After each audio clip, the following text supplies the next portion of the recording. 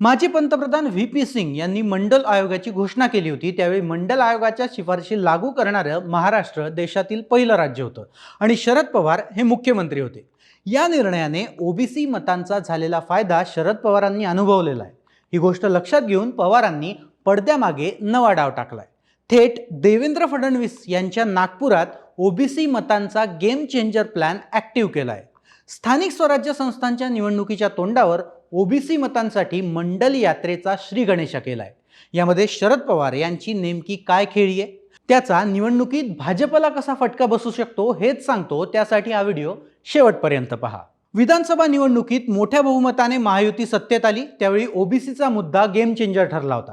त्याचा फायदा भाजपसह एकनाथ शिंदे यांची शिवसेना आणि अजित पवार यांच्या राष्ट्रवादी काँग्रेसला झाला होता। एकीकडे मुख्यमंत्री देवेंद्र फडणवीस यांनी गोव्यातील ओबीसी संमेलनातून भावनिक आवाहन केलंय, तर दुसरीकडे मराठा ओबीसी एकीची साध मनोज जरांगे पाटील घालतायत। आता स्थानिक स्वराज्य संस्थांच्या निवडणुकीत देखील ओबीसी मतं सत्ता परिवर्तनासाठी महत्त्वाची ठरू शकतात। हीच ओबीसी मतं आपल्याकडे वळवण्यासाठी आता शरद पवार यांनी नवा डाव टाकलाय।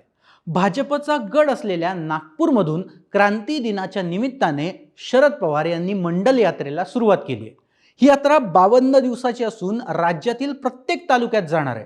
त्यामधून ओबीसी मतदारांना आपल्याकडे वळवण्याचं काम शरद पवारांचा पक्ष करणार। शनिवारी नागपूरमध्ये या मंडल यात्रेला शरद पवार यांनी हिरवा झेंडा दाखवला। माजी पंतप्रधान व्ही.पी. सिंग यांनी मंडल आयोगाची घोषणा केली होती। मंडल आयोगाला घटनात्मक दर्जा मिळाला, पण त्यावेळी राज्यात शरद पवार हे मुख्यमंत्री होते। त्यांनी या आयोगाच्या शिफारशी राज्यात लागू केल्या होत्या। त्यातूनच मग ओबीसींच्या आरक्षणाचा मार्ग मोकळा झाला होता। मंडल आयोगाच्या शिफारशी लागू करणारं महाराष्ट्र हे देशातलं पहिलं राज्य होतं आणि त्यावेळी शरद पवार हे मुख्यमंत्री होते। हा निव्वळ योगायोग नव्हता, अशी माहिती यावेळी माजी गृहमंत्री अनिल देशमुख यांनी दिली होती।